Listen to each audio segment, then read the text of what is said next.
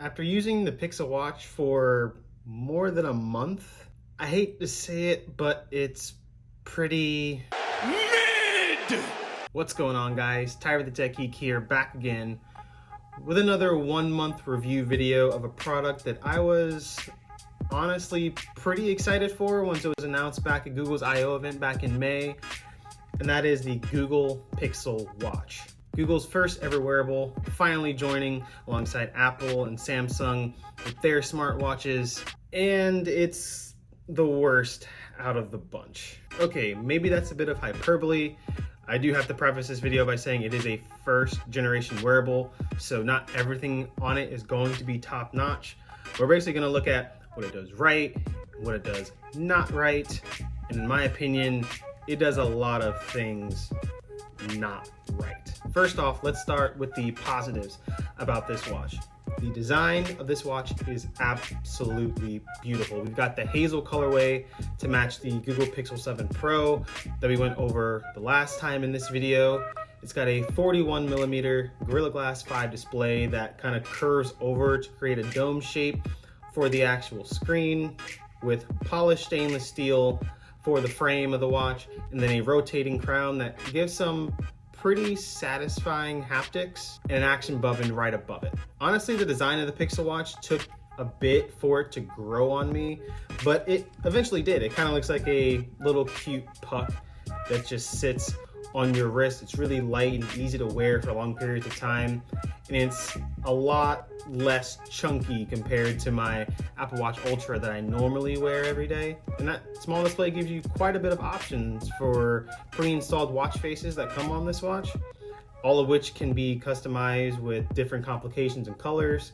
My favorite of which being the Contrinsic watch face that's on the screen here. And even though the display is small, you still get a lot of features packed into the Google Pixel Watch. And since it is a Google Watch, you get the full suite of Google services such as Messages, Google Wallet, the Play Store, Maps, which is probably my favorite integration of Google services into a watch, and then of course Google Assistant right there on your wrist, which is ever more proving to be better than Siri. Who is the current IWGP heavyweight champion?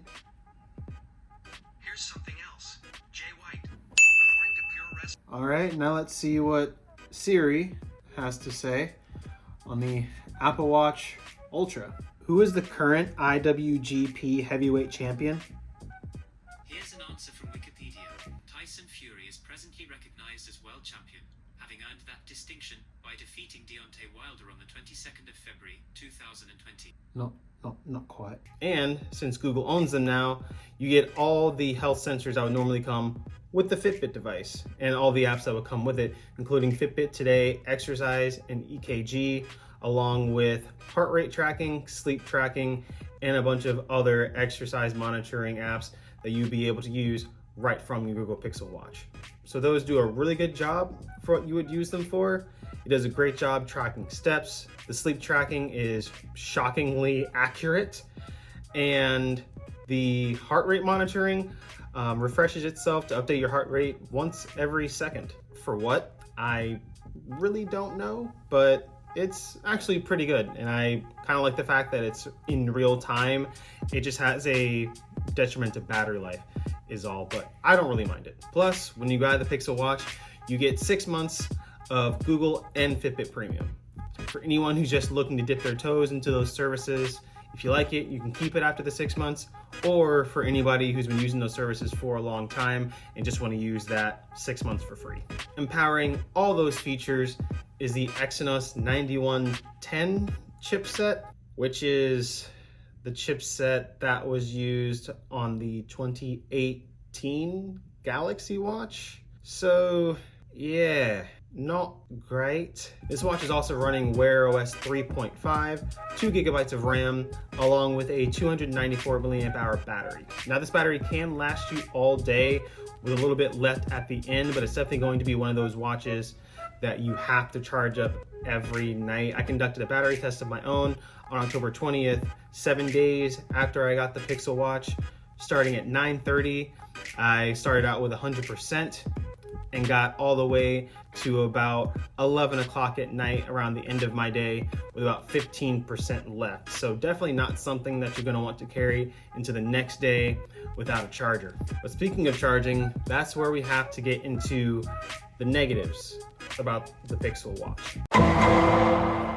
Not only is the battery life on the Google Pixel Watch not all that great, you're also stuck using the proprietary charging puck that comes with the Pixel Watch, which means if you happen to lose your charging puck or you go on vacation and you just so happen to get it, you're kind of out of luck when it comes to wanting to charge a Google Pixel Watch, because the Google Pixel Watch doesn't even use the Qi wireless charging standard that a lot of other smartwatches do, besides for Apple Watches, of course.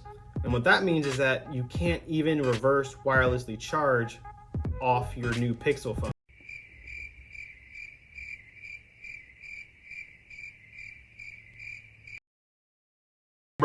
So imagine you just picked up the new Pixel 7 or Pixel 7 Pro and you wanted the Pixel Watch to go along with it. You go on vacation, you forget your charging puck or you leave it at home, and you can't even use your brand new $600 to $900 phone to charge your $300 watch. I just don't really understand that. And I know that Apple Watches do the same thing. They have a proprietary charging system, but Apple Watch chargers are so ubiquitous, you can just pick one up from any Best Buy, any Walmart, or any telecommunications store. The Pixel Watch doesn't have that luxury, and to my knowledge, the only place you can get a brand new charging puck for the Pixel Watch is on the Google Store website. So that, I think, was a very, very big oversight for this watch. I'm sure Google did it intentionally, but that's a huge negative, in my opinion, when your brand new watch can't even work off of your brand new device.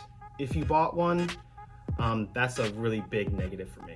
And speaking of your new Pixel phone, there's a shocking lack of apps that are actually integrated into the Pixel Watch. Of course, you get things like Google Messages, Google Wallet, Spotify, but there's a shocking lack of other apps that might be useful to the normal consumer, such as a banking app to check your accounts while you're on the go, or maybe a Starbucks app so you can actually scan it and get your points at Starbucks without having to take out your phone, or most baffling to me, a native email app on the Pixel Watch. And I assumed that that native email app would at least be Gmail, Google's email service. But that's not even on the Pixel Watch either. You can still get your email notifications on the Pixel Watch to come up as a notification when you swipe up from the bottom of the display. You can still get your Gmail notifications, but you can tap on them and you can read them, but there is no way to go back and check them because there's no native email app on your Pixel Watch. You've seen this on Apple Watches and Galaxy Watches. There's always some sort of email medium for people to use to go back and check their emails, but shockingly to me, the Google Pixel Watch doesn't have one of the primary Google services that people normally use. Again, big oversight.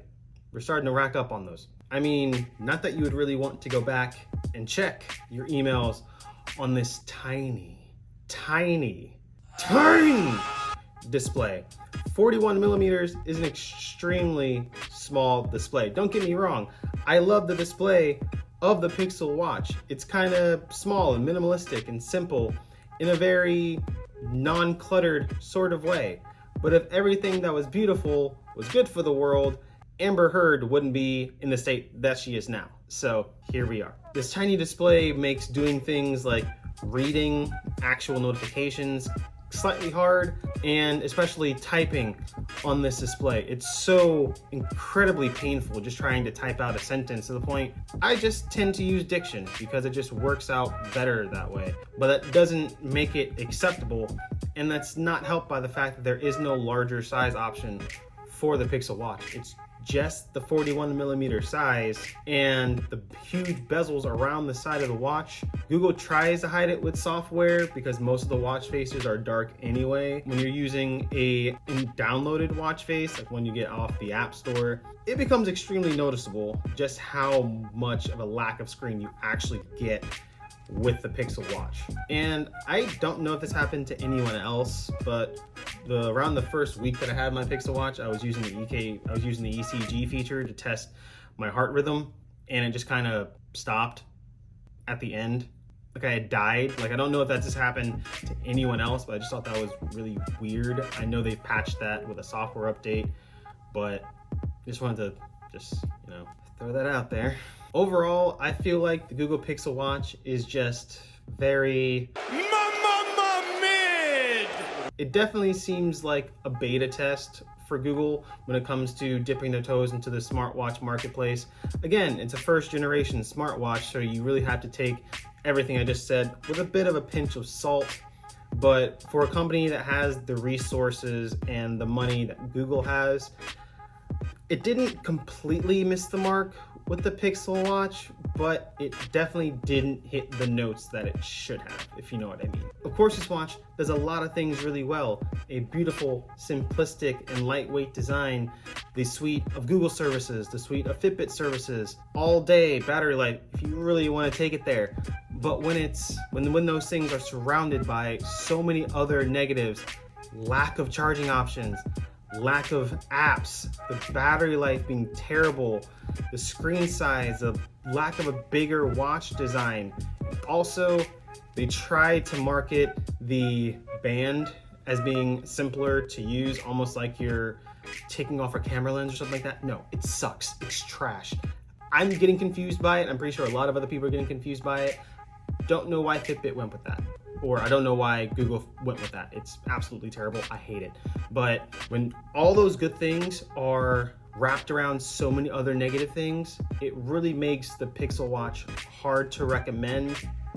If you're looking for a watch that's running Wear OS 3 or above, has different size options, has Google integration, still has really good health tracking and better battery life, go with a Samsung watch. I hate to say that. I love Google devices. I have the headphones. I have 2 of their past smartphones, and now I have the watch. But if you're looking for all those things, go with a Galaxy Watch. I hate to say it. Just go with a Galaxy Watch. Anyway, guys, that was my 1 month plus review of the Google Pixel Watch. If you or anyone else are looking to pick up this wearable this holiday, I'm going to leave some shopping links in the description below. The normal price of this watch, you can normally pick it up for about $300 or about $350 for the LTE variant of this watch, and it comes in 3 different colors. We got the obsidian, we got the snow, and we got the hazel colorway that we went over today. And also keep an eye out, since it is almost Black Friday, you can get some pretty good deals for this watch as of the time of this recording. But guys, this has been Ty Reke the Tech Geek, my 1 month review of the Google Pixel Watch, and I'll see you guys in the next one. Later.